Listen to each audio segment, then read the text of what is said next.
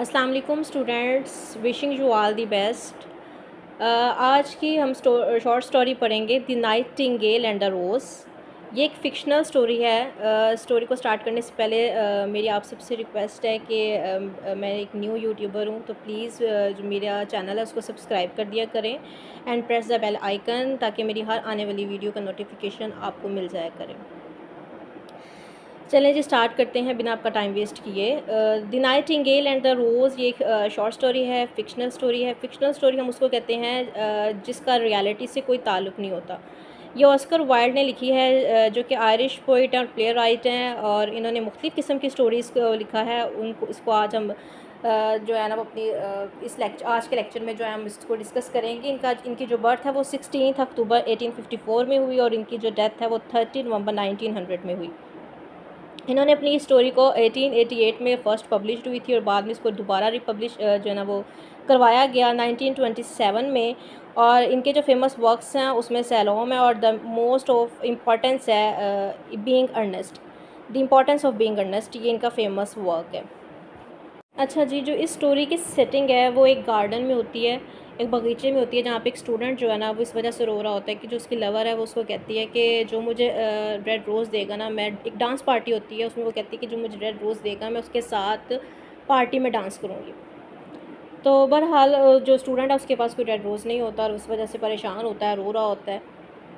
तो जो नाइटिंगेल है वो एक ट्री पे बैठी होती है, और वो सारा मंज़र देख रही होती है, और वो बहुत सोच रही होती है कि ये एक ट्रू लवर है जो कि रेड रोज़ की वजह से इतना परेशान है। एक बटरफ्लाई आती है उसके पास, नाइटिंगेल के पास, और वो कहती है कि ये जो है स्टूडेंट, ये जो है ये क्यों रो रहा है। तो नाइटिंगेल से बताती है बिकॉज ऑफ रेड रोज़, इसके पास रेड रोज़ नहीं है और इसने रेड रोज़ उसको देना है, तो इस वजह से ये रो रहा है। तो जो बटरफ्लाई है वो उस पर हंसती है कि ये एक रेड रोज़ की वजह से इस तरह से इतना बिलक रहा है।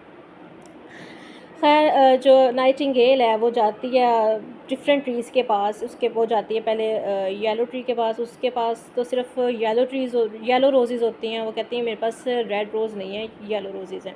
फिर वो एक और दरख्त के पास जाती है, उसे पूछती है कि तुम्हारे पास रेड रोज़ है। वो कहते हैं कि नहीं, मेरे पास तो वाइट रोज़ेज़ हैं। फिर उसकी के बगीचे में, जहाँ पे वो स्टूडेंट होता है का घर होता है, उसी के बगीचे में जो है ना वो एक रेड रोज़ का ट्री होता है, लेकिन उसके वहाँ कोई जो है ना फ्लावर नहीं होता, कोई भी रोज़ नहीं होता। वो कहती है कि तुम्हारे नाइटिंगेल जाती है उस ट्री के पास रेड रोज़ वाले, और उसको कहती है कि तुम्हारे पास कोई रेड रोज़ है। तो वो कहता है नहीं, मेरे पास तो कोई रेड रोज़ नहीं है, और ना सीज़न है कि मैं कोई एक भी रेड रोज़ बना सकूं। तो वो उसको रिक्वेस्ट करती है कि नहीं, कोई तो तरीका होगा, तुम एक रोज़, सिर्फ एक सिंगल जो ना वो रोज़, रेड रोज़ मुझे चाहिए। तो वो कहता है कि हाँ, एक तरीका है, लेकिन वो बहुत ख़तरनाक तरीका है, और वो मैं तुम्हें बता नहीं सकता, और तुम्हें करना भी नहीं चाहिए, और तुम वो नहीं करोगी। तो नाइटिंगेल से कहती है नहीं, मुझे बताओ ऐसा कौन सा तरीका है, मैं वो करूँगी। तो वो उसको बताता है कि तुम्हें ये जो मेरा दरख्त का कांटा है, इसे तुम्हें अपने चेस्ट के अंदर लेके जाना, और तब तक तुमने गाती रहना जब तक ये तुम्हारे दिल को ना छू ले, और तुम्हारे जब ये दिल को छुएगा तुम इससे मर जाओगी, और तुम्हारा जो ब्लड है उससे ये रोज़ बनेगा, और इसकी जो पेटल्स हैं वो रेड होती जाएंगी, यानी कि इस रोज़ की जो पेटल्स हैं वो उसको तुम्हारे ब्लड से रेड होंगी। तो ये एक बहुत ख़तरनाक काम था, लेकिन नाइटिंगेल के नज़दीक जो है ना वो कहती है कि जो लव है वो बहुत वैल्यूएबल है किसी भी चीज़ के साथ। वो ये सोचती है कि it is more valuable than anything, wiser than philosophy and mightier than power. यानी कि उसके वर्ड्स में वो ये सोचती है कि nothing is better than love. तो वो ये करने को एग्री हो जाती है, और फिर वो एक रेड रोज़ बना लेती है, और वो सारी रात जो है ना वो अपनी मीठी आवाज़ से वो गाना गाती है, और एट द एंड जब वो थॉर्न जो है वो उसके दिल को जाके लगता है, तो वो उसकी फ़ौरन डेथ हो जाती है, लेकिन एक रेड रोज़ बन जाता है। जब स्टूडेंट सुबह उठता है वो देखता है कि उसके बगीचे में एक रेड रोज़ है, फ्रेश रेड रोज़ होता है, इतना खूबसूरत रेड रोज़ होता है। तो वो बहुत खुश होता है, और वो सोचता है कि आज जो है ना वो मैं ही उस लड़की के साथ जो है ना वो डांस करूँगा, और वो बहुत खुश होता है, और वो जाके ना उसको रेड रोज़ उसके लिए ले आता है। लेकिन लड़की जो है ना, अब यहाँ पे स्टोरी का जो है ना वो सारा जो सेटिंग है और जो सारा थीम है वो चेंज हो रहा है। स्टोरी में स्टार्ट में हमने देखा था कि लव है, थीम लव का शो हुआ। फिर जब वो जो नाइटिंगेल है उसने अपनी एक रेड रोज़ क्रिएट करने के लिए, उसका अपना कोई पर्सनल गेन नहीं था नाइटिंगेल का, उसने एक सेक्रीफिशियल जो है ना वो डेथ की हुई, उसकी हुई, यहाँ पे थीम ऑफ सेक्रीफाइस भी है, लेकिन आगे जो थीम है वो चेंज हो रहा है, क्योंकि जो लड़की है वो उसको उसके रेड रोज़ को रिजेक्ट कर देती है, क्योंकि जो कैम्बरलीन्स का नेफ्यू है वो उसके लिए कीमती जौहरात लेकर आता है। तो वो कहती है कि जो मेरे रेड रोज़ है इसकी मेरे नज़दीक क्या वैल्यू है, वो तो मुझे कीमती जौहरात देगा, तो मैं तो उसके साथ ही डांस करूँगी।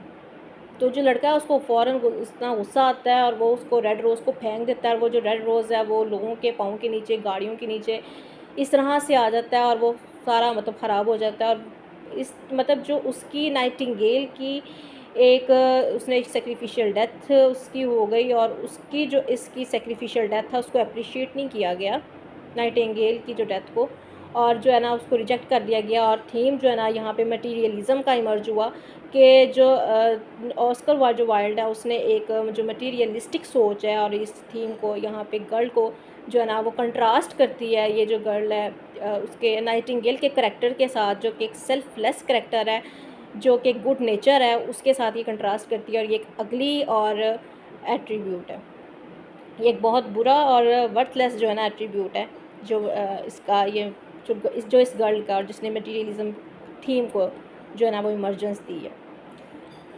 अच्छा जी, ये थी सारी जो होल स्टोरी थी। और वो जो लड़का है वो भी कहता है कि जो है प्यार वगैरह वगैरह जो है ये कुछ भी नहीं होता, और वो अपनी बुक्स पढ़ने में लग जाता है। खैर ये एक सारी स्टोरी थी, इसमें थीम ऑफ लव है। थीम ऑफ लव जो है ना वो नाइटिंगेल के जो ना सेक्रीफाइस जो उसने अपनी लाइफ को कर लिया उसको भी शो करता है। और वो ये सोचती है कि कुछ भी जो नाइटिंगेल का करैक्टर है वो ये सोचता है कि कुछ भी जो है ना वो प्यार जो है ना वो उससे बेहतर कोई चीज़ नहीं है, ये वाइजर दैन फ़िलॉसफी है और माइटियर दैन पावर है, उसका ये मानना है। और जो थीम यहाँ पे सेक्रीफाइस का शो किया गया, उस थीम में जो है ना वो जो नाइटिंगेल है वो एक सिंबल है सेक्रीफाइस का, क्योंकि वो जो एक लिटिल बर्ड है उसका अपना कोई पर्सनल गेन नहीं था रेड रोज़ हासिल करने में। उसने सिर्फ स्टूडेंट की पेन को देखा और एक रेयर फ्लावर किया, क्योंकि उसने अपनी डेथ यहाँ पे उसने अपनी मौत को तरजीह दी एक स्टूडेंट के प्यार की खातिर।